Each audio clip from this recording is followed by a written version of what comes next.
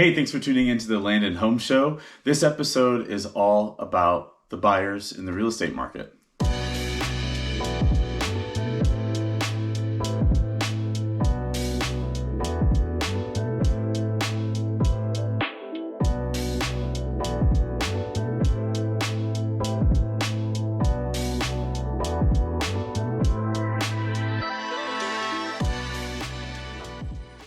Hi, I'm Stephen J.B. Davis, your land specialist and resident realtor here in Central Kentucky and beyond.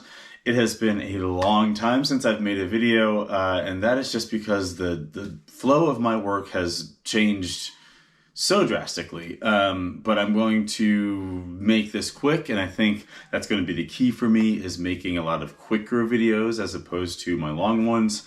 This one is all about the buyers, and if there's nothing else that you take away from this video as a real estate buyer, whether that's land buying or residential buying, you need to understand that you cannot afford to be unprepared. That's it. Everything else that I'm going to talk about really speaks to preparation. The real estate market here in Kentucky is competitive and getting more and more competitive. So I want to talk about three main points to just ground you and give you the best foundation to have success. And that's ultimately what you're looking for. You're looking to acquire that property, whether it's a dream property, investment property. You have a goal of acquiring a property, and these are the three things that are going to help you. First is pre-approval and proof of funds. It's annoying to hear, but it's reality. Like, we're not doing deals on handshakes and I'm good for it and I owe you. Like, it's business. And whether it is $100,000, $10 million, like, the seller on the other end wants to know that you can get to the closing table. And frankly, so does your buyer's agent. No one's working for free here. And fortunately for you, realtors get paid once the deal closes. So you don't really have a whole lot of risk at the front end by getting pre-approved or showing that you can substantiate the type of price range or the exact price point that you're looking at by just documenting that.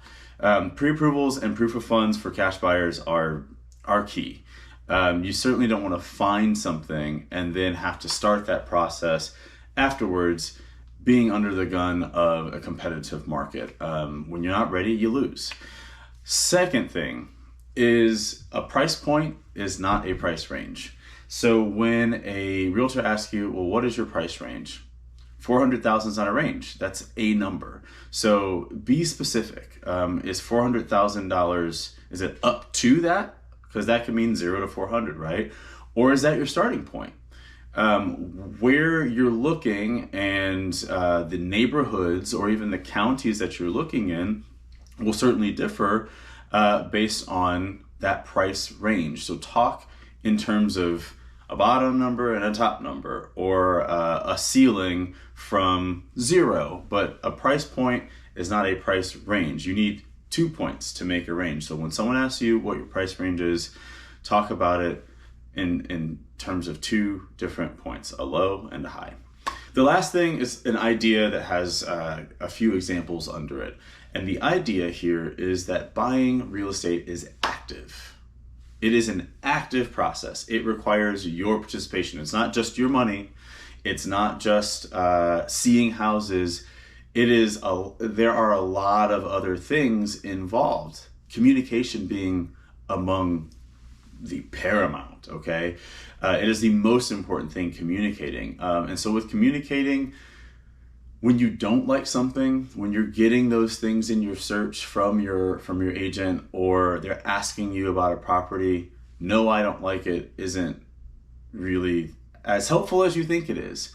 Why don't you like it? Because when you say why, your real estate agent can adjust things so that you can weed out those things that you don't like. Because ultimately, you're buying one house. You're not buying 20. You're taking the best contenders of all the things that you want and why you want them and distilling it down to one final choice, right? One final piece of land. So when you don't like something, it's as important as knowing what you like. Aside from that, it is entirely okay. In fact, I encourage it. Go drive by places. Sometimes It's not even about what the inside of the house is like if you don't like the street. It is okay to drive past properties, to explore the neighborhood. If walkability in restaurants and shops are something that you really want, go eat there. Go walk around, visit the parks. There's nothing that someone can tell you third hand, even as an expert in the area, that will ever substitute for what you experience firsthand. It is an active process.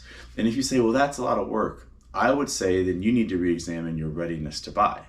If you don't want to invest any time into a place that you're going to live, or at least put a lot of your money to maybe build a house one day or to have a nice camping spot, then you might not be as ready to buy a house as you think you are. You might just be excited about the idea, and that's fine too.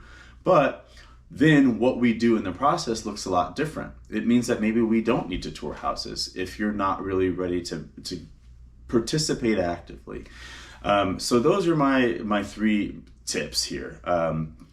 Be ready to afford it, know how much you can afford, and be ready to prove it.